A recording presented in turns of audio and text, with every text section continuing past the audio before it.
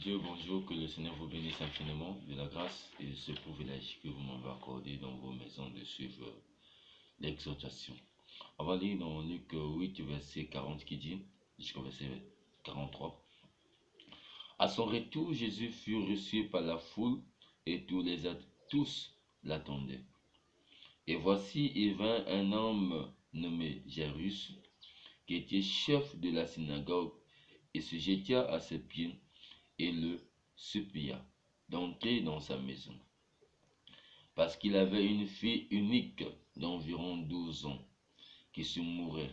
Pendant que Jésus y allait, il était pressé par la foule. Or, il y avait une femme atteinte d'une perte de sang depuis 12 ans, qui avait dépensé tout son bien pour les médecins, sans aucun eût la guérir, puis la guérir.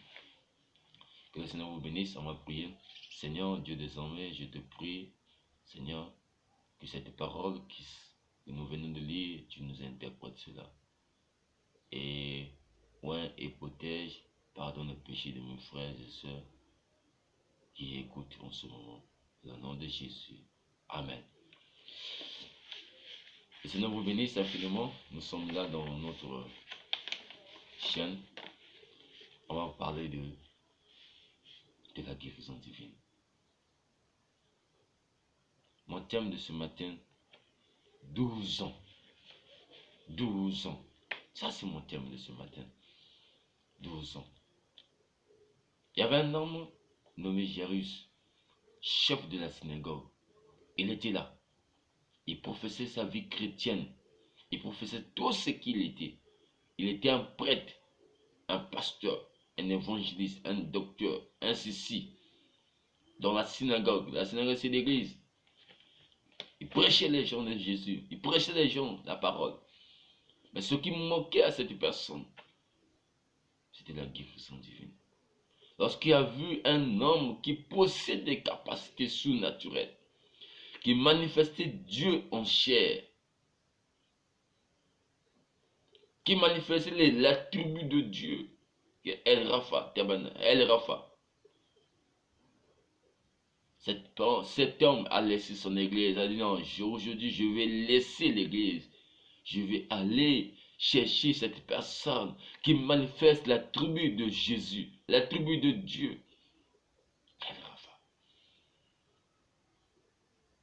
Il est parti.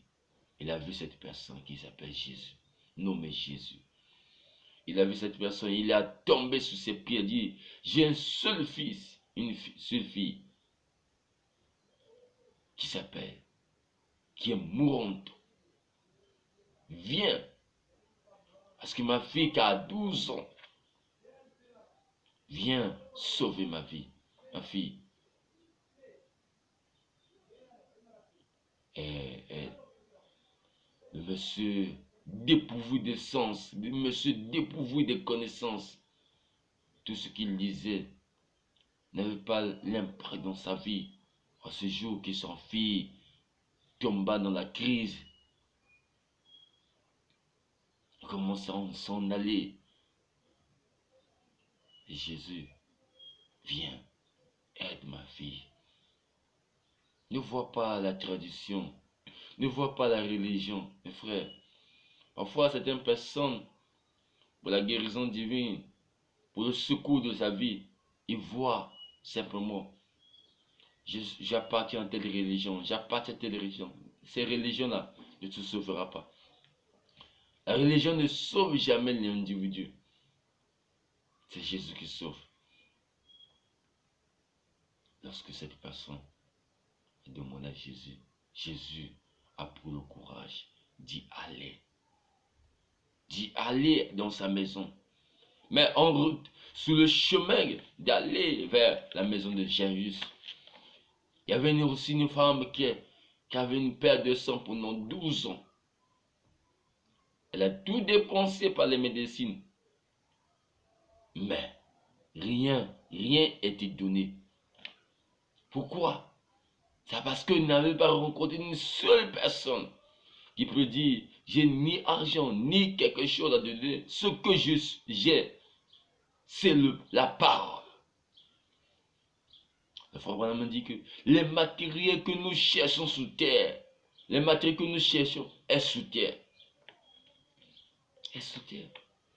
Ces matériels que nous cherchons longtemps est sous terre. Et la parole de Dieu est ces matériaux que nous devons posséder. Nous devons posséder. 12 ans, la fille mourait. 12 ans, cette femme avait une perte de sang. Tu peux passer 12 ans dans ta vie, dans cette chose qui n'est pas quelque chose d'inexplicable. Mais, dans les 12 ans, Dieu va te rencontrer. Chiffre 12. C'est un chiffre significatif. Parfois, Dieu a attendu 12 ans. C'était dans le 12. Toute personne qui atteint par le 12 ans de souffrance, 12 ans de chômage, 12 ans de cette insécurité, le Seigneur a besoin de te visiter. Mais ce que je viens de dire ce soir, dans les 12 ans, ne perds pas espoir. Dieu est là. Dieu est là et Dieu t'écoute. Simplement, tu vas prier avec moi. Tu vas poser ta main là où ça te fait mal. Tu vas prier. Je vais prier pour toi. Que le Seigneur puisse te guérir. Que le Seigneur puisse rentrer à tes problèmes. Inclinons nos cœurs. On va prier. Seigneur Jésus. Je prie pour mon frère qui est là. Je prie pour ma soeur qui est là. Qui est armée par un esprit diabolique et satanique. Les souffrances l'ont traversé et l'ont torturé, Seigneur. Je prie, Seigneur Dieu des armées, que toi seul, Jésus Tout-Puissant, tu puisses guérir et rentrer dans sa vie et changer son identité, Seigneur. 12 ans, cette femme mourait d'une perte de sang. Elle a pu dépenser tout. Elle n'a pas pu avoir la guérison. Seigneur, que la guérison pénètre dans la vie de mon frère et de ma soeur. Seigneur, que le problème qui traversait la famille XY puisse être changé au nom de Jésus. Je prie. Seigneur, que la victoire appartient à mes frères et sœurs. Au nom de Jésus. Au nom de Jésus. Au nom de Jésus. Amen. Que le Seigneur vous bénisse infiniment. Je suis ravi. Je suis le pasteur Donald Lenga de l'église La Vie Motivée Christ Tabernacle qui se trouve à Combo. Nos numéros seront communiqués en haut de l'affiche. Le Seigneur vous bénisse. Soyez toujours branchés pour la prière au nom de Jésus. Amen.